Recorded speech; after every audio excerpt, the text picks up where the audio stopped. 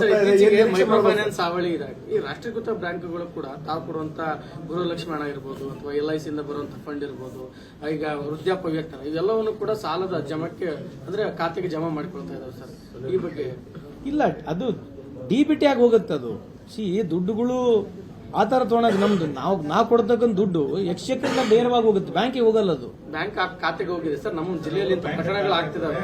ಈಗ ಕುಂದಗೋಳ ತಾಲೂಕಿನಲ್ಲಿ ಸರ್ ಏನಾಗ್ತಿದೆ ಸರ್, ಮುಲ್ಕೊಂಡ ಸಾಲದ ಖಾತೆಗೆ ರೈತರದ ಈಗ ಕೃಷಿ ಖಾತೆ ಇರುತ್ತೆ ಸಾಲ ಖಾತೆಗೆ, ಆ ಖಾತೆಗೆ ಗೃಹಲಕ್ಷ್ಮಿ ಹಣ, ವೃದ್ಧಾಪ್ಯ ವೇತನ ಈ ಕುಂದಗೋಳ ತಾಲೂಕಲ್ಲಿ ಇಂಥವ್ ಯಾವನೋ ಒಂದು ಕೊಟ್ರೆ ಇನ್ಸಿಡೆಂಟ್, ನೀವು ಹೇಳಕ್ಕೆ ಮುಂಚಿಂತದೊಂದು ಇನ್ಸಿಡೆಂಟ್ ಅಂತ ಕೊಟ್ರೆ ಈಗ ಏನಾಗ್ತಾರೆ ಟಕ್ ಅಂತ ಹೇಳ್ಬಿಡ್ತಾರೆ ಸಹಜವಾಗಿ. Because according to me money goes in DBT format. ಅವ್ರು ಚೆಕ್ಸ್ ಏನ ಕೊಟ್ಟಿರ್ತಾರೆ ಅಂತ ಹೇಳ್ತಾರೆ ಅವ್ರ ಅಕೌಂಟ್. DBT ಅಂದ್ರೆ ನಿಮ್ಮ ಅಕೌಂಟಿಗೆ ಹಾಕ್ಬೇಕು ದುಡ್ಡು. ನಿಮ್ಮ ಅಕೌಂಟ್ ಅವ್ರು ಚೆಕ್ಸ್ ಕೊಟ್ಟಿದ್ರೆ ಚೆಕ್ಸ್ ಹೋಗ್ತದೆ ಮತ್ತೆ obviously. So money will go two is account only.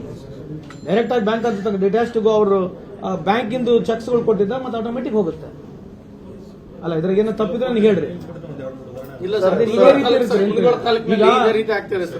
ಅಲ್ರಿ DBT amount, if I am a beneficiary, the money has to come to my account. Before to coming to my account, if I given a check, it will go to them only, ಅಲ್ಲ? Automatic account transfer ಆಗುತ್ತೆ ಮತ್ತೆ ದುಡ್ಡು. ಸಾಲದ ಖಾತೆಗೆ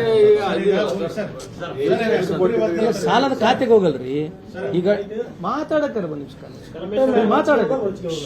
ಈಗ DBT ನಿಮ್ಮ ಅಕೌಂಟಿಗೆ if you are eligible to get money, I personally feel the money will come to you. ನಿಮ್ಮ ಮನಿ ಡೈರೆಕ್ಟ್ ಆಗಿ ಅಲ್ಲಿ ಬ್ಯಾಂಕಿಗೆ ಅಂತ ಹೋಗಲ್ಲ, ಕರೆಕ್ಟಾ? ಮತ್ ನೀವ್ ಯಾರಿಗೆ ನಾ ಫರ್ದರ್ ಚೆಕ್ಸ್ ಕೊಟ್ಟಿದ್ರೆ ಮತ್ತೆ ಆ ಕಡೆ ಹೋಗ್ತಿರ್ತದೆ, ಇನ್ ಕ್ಯಾಶ್ ಆಗುತ್ತೆ. ನನಗಿರ್ತಕ್ಕಂಥ ಮಾಹಿತಿ ನೀವ್ ಹೇಳ. ಬಜೆಟ್ ಏನ್ ನಿರೀಕ್ಷೆ ಮಾಡಬಹುದು? ಯಾವ ಬಜೆಟ್? ಈಗ ಮಾನ್ಯ ಮುಖ್ಯಮಂತ್ರಿ ಅವರು ಸುಮಾರು ಕಳೆದ 1 ತಿಂಗಳಿಂದ ಪ್ರಿಲಿಮಿನರಿ ಬಜೆಟ್ ಮಾಡ್ತಾ ಇದ್ದಾರೆ. ಎಲ್ಲ ಇಲಾಖೆಯವರು ಕರೀತಾ ಇದ್ದಾರೆ. ಸೊ ನಾನು ಅದಕ್ಕಿಂತ ಮುಂಚೆ ಹೇಳ್ತಕ್ಕಂದ್ರೆ ಅರ್ಥನೇ ಇಲ್ಲ. ನನ್ನ ಇಲಾಖೆದು ನನಗೆ 6ನೇ ತಾರೀಕು ಕರೆದಿದ್ದಾರೆ. ಅವ್ರ ಜೊತೆ ಮಾತಾಡಿದ್ಮೇಲೆ ನನ್ನ ಇಲಾಖೆನಲ್ಲಿ ಏನ್ ಬರತಕ್ಕಂಥದ್ದು ಸಾಧ್ಯತೆಗಳನ್ನ ನಾನು ಬೇರೆಯವ್ರಿಗೆ ಹೇಳಕ್ ಬರಲ್ಲ. ಬಿಕಾಸ್ ಬಜೆಟ್ ನಲ್ಲಿ ಏನು ತೋಳ್ತಾರೆ ಏನಿಲ್ಲ ಅಂತ ಹೇಳಕ್ ಬರಲ್ಲ. ಎಲ್ಲಾ ಸಚಿವರುಗಳಿಗೆ ಅವಕಾಶ ಕೊಡ್ತಾ ಇದ್ದಾರೆ. ಆರ್ಥಿಕ ಪರಿಸ್ಥಿತಿ ಅಂತೂ ಗಮನದಲ್ಲಿ ಇಟ್ಕೊಂಡೇ ಮಾಡಬೇಕಾಗುತ್ತೆ. ಹೌದು, ಗ್ಯಾರಂಟಿ 60,000 ಕೋಟಿ ನಾವು ಗ್ಯಾರಂಟಿ ಕೊಡ್ತಾನೆ ಇದೀವಿ. ಅದನ್ನು ಒಂದು ದೊಡ್ಡ ಕಾರ್ಯಕ್ರಮ ಇದ್ದಂಗೆ. Why not you think it's a development? Why not you think it's a development? ಉಲ್ಟಾನೇ ಹೋಗೋಣ ವಾದ. ಆಯ್ತು, ಒಂದ್ ಜಾಗದ ರೋಡ್ ಕಮ್ಮಿ ಇರ್ಬೋದು, ಒಂದ್ ಜಾಗದ ಬ್ರಿಡ್ಜ್ ಕಮ್ಮಿ ಇರ್ಬೋದು. ಬ್ರಿಡ್ಜ್ ರೋಡ್ ಆದ ತಕ್ಷಣ ಏನು ಆರ್ಥಿಕ ಪರಿಸ್ಥಿತಿ ಬಹಳ ಉದಾರ ಆಗಿತ್ತು ಜನರದ್ದು. ಉಲ್ಟಾ ಹೋಗೋಣ. GDP ಅನುಕೂಲ ಆಗ್ತಾ ಇದೆಯಲ್ಲ. ಈಗ ದುಡ್ಡು ಕೊಡ್ತಕ್ಕಂಥ, ದುಡ್ಡು ಬಡವರು ಕೊಡ್ತಕ್ಕಂಥ is also one way of development only. ಅಂದ್ರೆ ಬೇರೆ ಡೆವಲಪ್ಮೆಂಟ್ ನಾವು ಮುಗಿಸಿದ್ದು ಕೊಡಬೇಕಂತ ಆ ವಾದ ಮಾತಾಡ್ತಿಲ್ಲ. 60,000 crores giving to common man itself is a development. Why should not be talk positive about it? Why should not be take a positive note on it? 60,000 ಕೋಟಿ ಇವತ್ತು ನೀವು 3 ಲಕ್ಷ ಜನಕ್ಕೆ, ನೀವು 12 ಲಕ್ಷ ಕೋಟಿವರೆಗೆ ಫ್ರೀ ಕೊಡ. 3 ಕೋಟಿ ಜನಕ್ಕೆ ಅದು ಫ್ರೀ ಬೀಸ್ ಅಲ್ಲ. ಅದು ಫ್ರೀ ಬೀಸ್ ಅಲ್ಲ.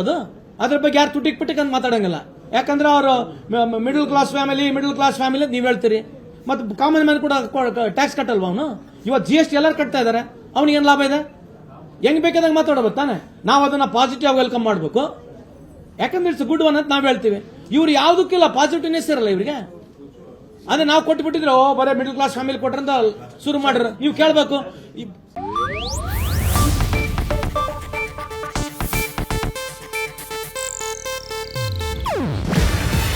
ಇದು ಏಷ್ಯಾನೆಟ್ ನ್ಯೂಸ್ ನೆಟ್ವರ್ಕ್ ಪ್ರಸ್ತುತಿ. ನೀವು ನೋಡ್ತಿದ್ದೀರಾ ಏಷ್ಯಾನೆಟ್ ಸುವರ್ಣ ನ್ಯೂಸ್.